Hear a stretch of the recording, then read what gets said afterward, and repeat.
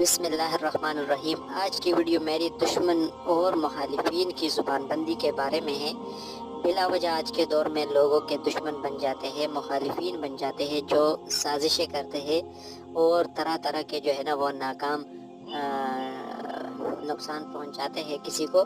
تو 2 آیت کریمہ کا وظیفہ ہے، 313 بار پڑھنے سے دشمن کا تصور کر کے اول و آخر 3 بار درود شریف پڑھنا ہے، اور انشاءاللہ العزیز آپ کے مخالفین، آپ کے دشمن خاموش ہوتے جائیں گے اور آپ سے معافیاں مانگیں گے۔ آیت کریمہ یہ ہے، بسم اللہ الرحمن الرحیم، فَإِنَّهُ شَمْسُ فَضْلٍ هُمْ كَوَاكِبُهَا يُظْهِرْنَ أَنْوَارَهَا لِلنَّاسِ فِي الظُّلْمِ۔ یہ 2 آیت کریمہ 313 بار پڑھنا ہے اور دشمن کا تصور کر کے اول و آخر 3 بار درود شریف کے ساتھ انشاءاللہ العزیز آپ کے مخالفین آپ سے معافیاں